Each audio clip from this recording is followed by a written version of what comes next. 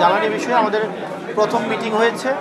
আমরা আসলে জ্বালানির যে সমস্যা, যে চলমান যে সংকট তৈরি হয়েছিল, ডিজেলের যে সমস্যাটি, এটার আসলে আমাদের পর্যাপ্ত প্রস্তুতির অভাব ছিল। এই যে সরকার নতুনভাবে গঠিত হওয়ার পরে পর্যাপ্ত প্রস্তুতির ঘাটতি থাকার কারণে ডিজেল সার্কুলেশনে একটা প্রবলেম হয়েছিল, সিন্ডিকেট গড়ে উঠেছিল। আমরা সেই বিষয়গুলো নিয়ে আলোচনা করেছি।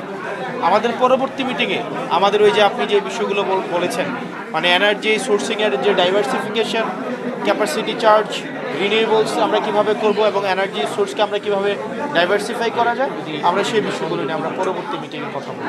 সারা দেশের আইনশৃঙ্খলা পরিস্থিতি ক্রমশ অবনতি হচ্ছে, এটা আমরা দেখতে পাচ্ছি। এবং যিনি এই বিষয়ের দায়িত্বে রয়েছে, আমার মনে হয় যে এই প্রশ্নটি মাননীয় স্বরাষ্ট্রমন্ত্রী যিনি আছেন, মাননীয় স্বরাষ্ট্রমন্ত্রীর কাছে করলে মনে হয় সদুত্তরটি পাওয়া যাবে। যে আসলে মানুষ তো বলছে এখন যে আইনশৃঙ্খলার ক্রমশ অবনতি হচ্ছে।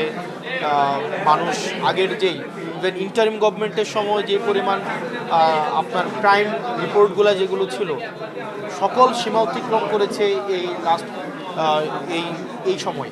তো আপনাদের কাছে বিনীত অনুরোধ থাকবে, আপনারা এই বিষয়গুলো স্বরাষ্ট্রমন্ত্রী কী কী পদক্ষেপ নিচ্ছেন ক্রাইম রিডিউস করার ক্ষেত্রে, এবং উনি দায়িত্ব গ্রহণ করার পরে ক্রাইম না কমে কেন বাড়ছে, এই বিষয়গুলো নিয়ে যদি ওনাকে প্রশ্ন করেন তাহলে সেই বিষয়ে উত্তর উনি যথাযথ দিতে পারবেন বলে মনে করি। এই নির্বাচনটি গতকাল হয়েছে। এই নির্বাচন আমাদের বাংলাদেশে এখন যে মেসেজটি, সেটা হচ্ছে আমাদের আরও অনেক বেশি দায়িত্বশীল হতে হবে। আমাদের সবাইকে অ্যাকোমোডেট করে প্রত্যেকটা নাগরিকের অধিকার রক্ষায় আমাদেরকে সচেষ্ট হতে হবে। আমাদের দেশে যাদেরকে আমাদের রাজনৈতিকভাবে সংখ্যালঘু মনে করা হয়, তাদের অধিকার রক্ষায়, তাদের অধিকার সুরক্ষায় আমাদেরকে আরও বেশি সচেষ্ট হতে হবে, যাতে করে একটা বৈশ্বিক একটা বার্তা যায়।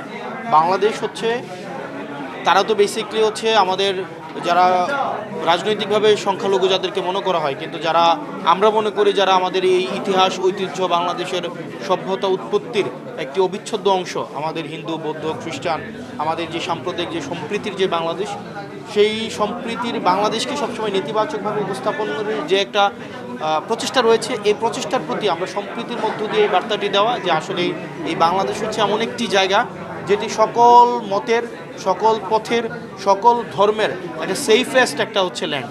এবং এটি আমাদের যদি আমরা সুরক্ষা করতে পারি, তাহলে আমাদের হচ্ছে যে ইন্ডিয়াতে যে নির্বাচন পরবর্তী যে আমাদের বাংলাদেশে যে আমরা ইম্প্যাক্টের সংখ্যাটি করছি, নেতিবাচক ইম্প্যাক্টের সংখ্যাটি করছি, সেটি আসলে থাকবে না তখন। এই বিষয়গুলো নিয়ে আমরা আমাদের পার্টির, আমাদের যারা বাজেট টিম আছে, আমাদের পার্টির যারা হচ্ছে বিজনেস, আমাদের হচ্ছে ইন্ট্রা স্টেট বিভিন্ন